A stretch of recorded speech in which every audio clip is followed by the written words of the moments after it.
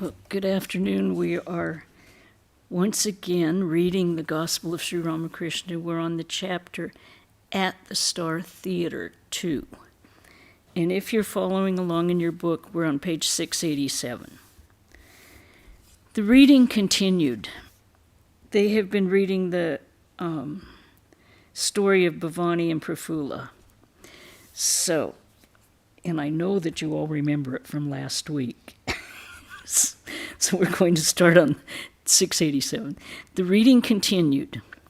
The author was describing the realization of God. Prafulla had become Devi Chodhurani. It was the month of Vaishak. Devi was seated on the roof of her houseboat talking with Diva and another woman companion. The moon was up. The boat had cast anchor in the Ganga. The conversation turned to the question of whether one could see God. Devi said, "As the aroma of a flower is directly perceived by the nose, so God is directly perceived by the mind." At this point, the master interrupted and said, "Yes, God is directly perceived by the mind, but not by this ordinary mind. It is the pure mind that perceives God, and at that time this ordinary mind does not function. A mind that has the slightest trace of attachment to the world cannot be called pure. When all the impurities of the mind are removed, you may call that mind pure mind or pure Atman." M.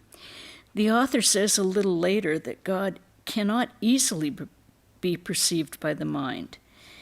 He says that one needs a telescope to have that direct vision. Yoga is the telescope. Yoga, as it is described in the Gita, is of three kinds: jnana, bhakti, and karma. One is able to see God through this telescope of yoga. Master, that is very good. These are the words of the Gita. M. At last, Devi Chodhurani met her husband. She showed him great devotion and said to him, "You are my God. I want to learn the worship of another God. I wanted to learn the worship of another God, but I did not succeed. You have taken the place of all gods." Master smiling, "I did not succeed. This is the dharma of a woman totally devoted to her husband. This also is a path." The reading was over. The master was smiling. The devotees looked at him, eagerly waiting to hear what he would say. Master to the devotees, smiling, "This is not so bad. It is called the dharma of chastity, the single-minded devotion of a wife to her husband. If God can be worshipped through an image, why shouldn't it be possible to worship him through a living person? It is God himself who sports in the world as man. Oh, what a state I passed through. I passed some days absorbed in Shiva and Durga, some days absorbed in Radha and Krishna, and some days absorbed in Sita and Rama. Assuming Radha's attitude, I would cry for Krishna, and assuming Sita's attitude, I would cry for Rama. But Leela is by no means the last word. Passing through all these states, I said to the Divine Mother, "Mother, in these states there is separation. Give me a state where there is no separation." Then I remained for some time absorbed in the indivisible Satchidananda. I removed the pictures of the gods and goddesses from my room. I began to perceive God in all beings. Formal worship dropped away. You see that beltree? I used to go there to pluck its leaves. One day, as I plucked a leaf, a bit of the bark came off. I found the tree full of consciousness. I felt grieved because I had hurt the tree. One day I tried to pluck some durva grass, but I found I couldn't do it very well. Then I forced myself to pluck it. I cannot cut a lemon. The other day I managed to cut one only with great difficulty. I chanted the name of Kali and cut the fruit as they slaughter an animal before the goddess. One day I was about to gather some flowers. They were everywhere on the trees. At once I had a vision of Virat. It appeared that his worship was just over. The flowers looked like a bouquet placed on the head of the deity. I could not pluck them. God sports through man as well. I see man as the embodiment of Narayana. As fire is kindled when you rub two pieces of wood together, so God can be seen in man if you have intense devotion. If there is suitable bait, big fish like a carp, gulp it down at once. When one is intoxicated with prema, one sees God in all beings.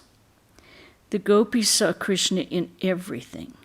To them, the whole world was filled with Krishna. They said that they themselves were Krishna. They were then in a God-intoxicated state. Looking at the trees, they said, "These are hermits absorbed in meditation on Krishna." Looking at the grass, they said, "The hair of the earth is standing on end at the touch of Krishna." Devotion to the husband is also a dharma. The husband is God. Why shouldn't it be so? If God can be worshipped through an image, why not also through a living man? But, there's always the but, 3 things are necessary in order to feel the presence of God in an image. First, the devotion of the priest. Second, a beautiful image. And third, the devotion of the householder. Vaishnavacharan once said that in the end, the mind of the devotee is absorbed in the human manifestation of God. But you must remember one thing. One cannot see God sporting as man unless he has had the vision of him. Do you know the sign of one who has God vision? Such a man acquires the nature of a child. Why a child? Because God is like a child. So he who sees God becomes like a child. God vision is necessary. Now the question is, how can one get it? Intense renunciation is the means. A man should have such intense yearning for God that he can say, "O Father of the universe, am I outside your universe? Won't you be kind to me, you wretch?" You partake of the nature of him on whom you meditate. By worshiping Shiva, you acquire the nature of Shiva. A devotee of Rama meditated on Hanuman day and night. He used to think he had become Hanuman. In the end, he was firmly convinced that he had even grown a little tail. Jnana is the characteristic of Shiva, bhakti of Vishnu. One who partakes of Shiva's nature becomes a jnani, and one who partakes of Vishnu's nature becomes a bhakta. But what about Chaitanya Dev? You said that he had both knowledge and devotion. Master sharply, his case was different. He was an incarnation of God. There is a great difference between him and an ordinary man.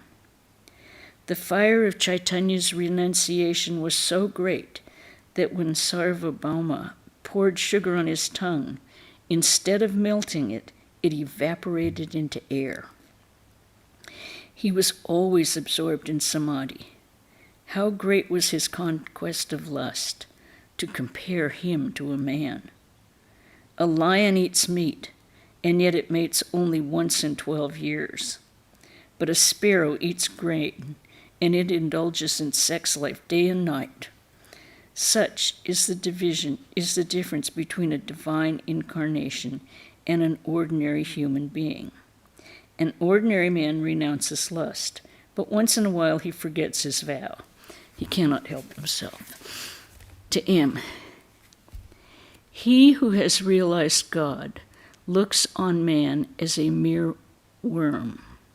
One cannot succeed in religious life if one has shame, hatred, or fear. These are fetters. Haven't you heard of the 8 fetters? How can one who is eternally perfect be afraid of the world? He knows how to play his game. An eternally perfect soul can even lead a worldly life if he so desires. There are people who can fence with 2 swords at the same time. They are such expert fencers. If stones are thrown at them, the stones hit the swords and come back. A devotee, Sir, how can one see God? Master, can you ever see God if you do not direct your whole mind toward him? The Bhagavata speaks about Sukadev. When he walked about, he looked like a soldier with a fixed bayonet. His gaze did not wander. It had only one goal, and that was God. This is the meaning of yoga. A chatak bird drinks only rainwater. Though the Ganges, the Jamuna, the Godavari, and all the other rivers are full of water, and though the 7 oceans are full to the brim, still the chatak will not touch them. It will drink only the water that falls from the clouds. He who has developed such yoga can see God. In the theater, the audience remains engaged in all kinds of conversation about home, office, and school until the curtain goes up. But no sooner does it go up than all conversation comes to a stop, and the people watch the play with fixed attention. If after a long while someone utters a word or two, it is about the play. After a drunkard has drunk his liquor, he talks only about the joy of drunkenness. Nitya Gopal was seated in front of Sri Ramakrishna. He was always in ecstasy. He sat there in silence. Master to Nitya Gopal, Gopal, why are you so silent? Nitya Gopal answered like a child, I do not know. Master, I understand why you don't say anything. Perhaps you are afraid of committing a transgression. You are right. Joya and Vijoya were gatekeepers for Narayana. They refused Sanaka, Sanatana, and the other rishis admission to his palace. For this transgression, Jaya and Vijoya had to be born 3 times on earth. Again, there is the instance of Sridhama. He was Viraja's, who was a woman companion of Krishna, gatekeeper in Goloka. Sri Krishna was in Viraja's house. Radhika came to surprise Krishna and wanted to enter the house. Sridhama would not admit her. So Radhika cursed him to be born as a demon on earth, but Sridhama too cursed her. But there's one thing you should remember.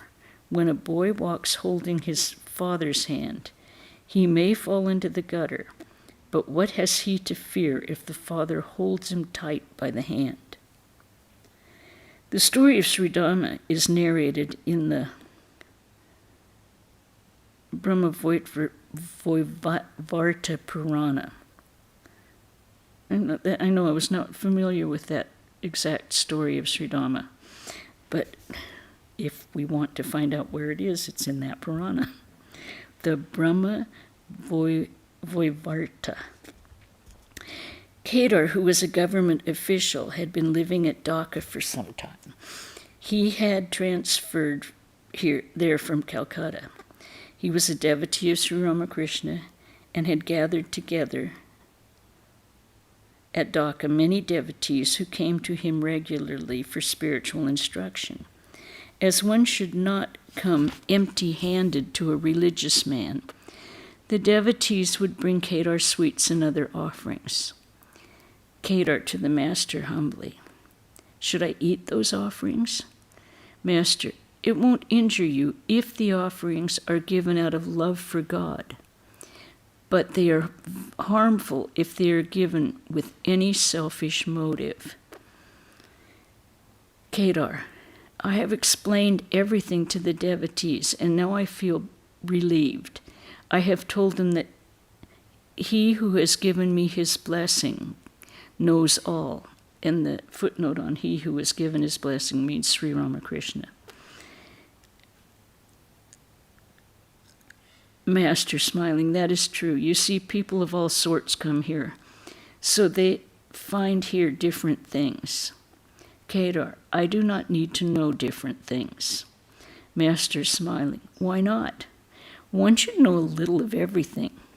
If a man starts a grocery shop, he keeps all kinds of articles there, including a little lentil and tamarind.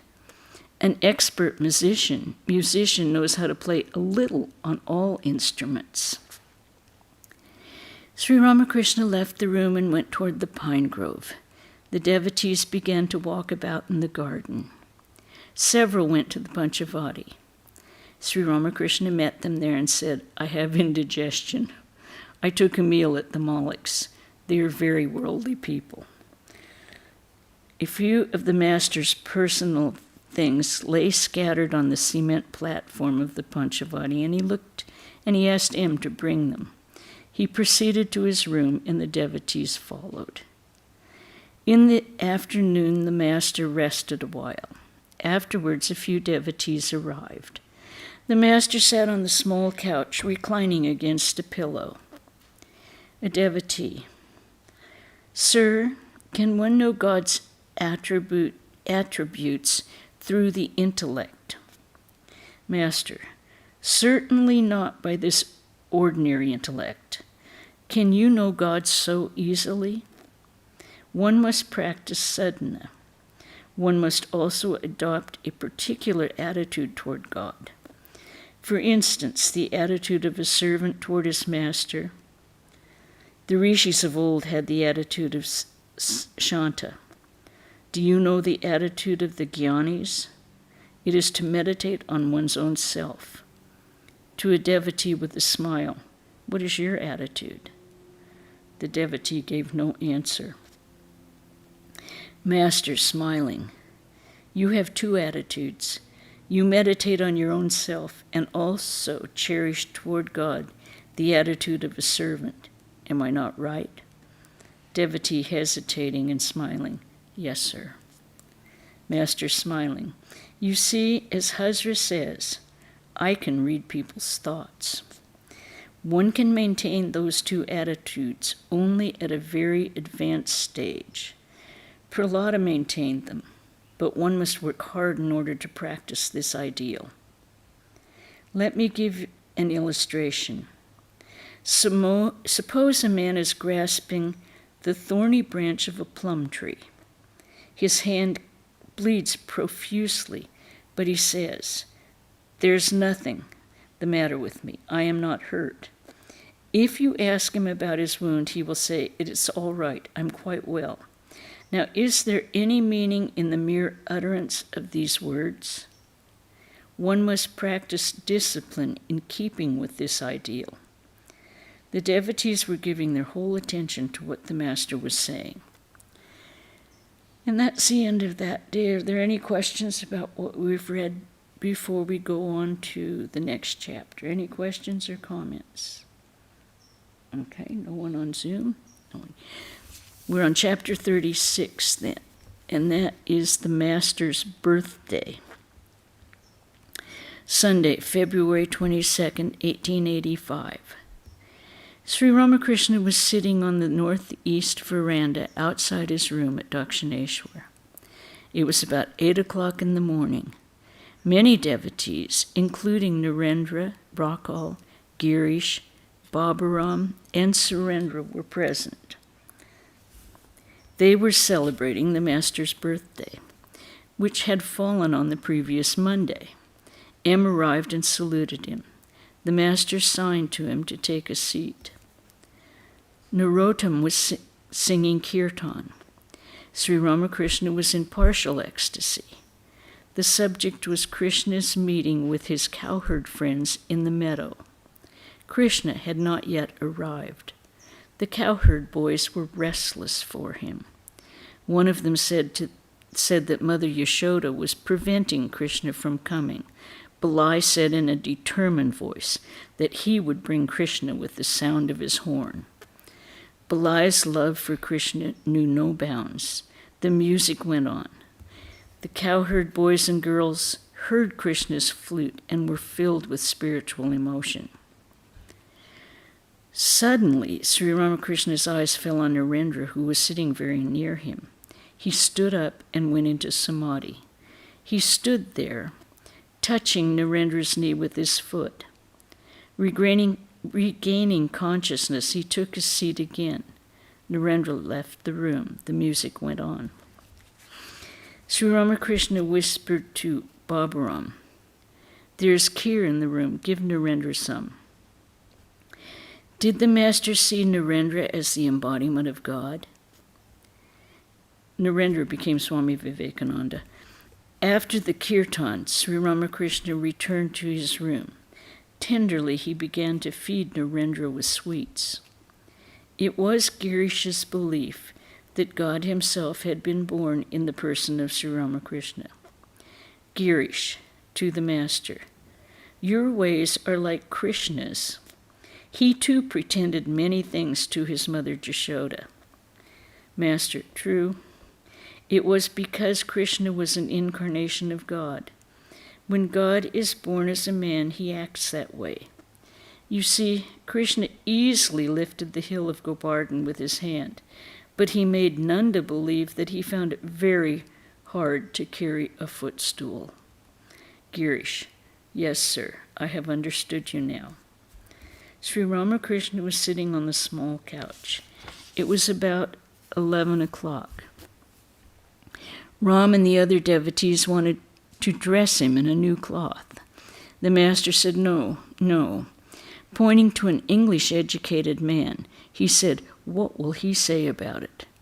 At the earnest request of the devotees, he said, "Well, since you insist, I shall have to agree." The devotees were arranging the master's meal in the room. He asked Narendra to sing. Narendra sang, "In dense darkness, O Mother, thy formless beauty sparkles. Therefore the yogis meditate in a dark mountain cave. In the lap of boundless dark, on Mahanirvana's waves upborne, peace flows serene and inexhaustible. Taking the form of the void, in the robe of darkness wrapped, who art thou, Mother, seated alone in the shrine of Samadhi? From the lotus of thy fear-scattering feet flash thy love's lightnings.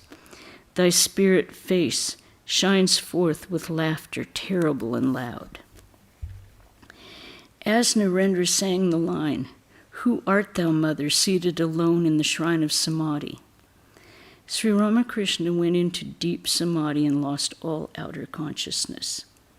After a long time, when he regained partial consciousness, the devotees seated him on the carpet and placed a plate of food before him.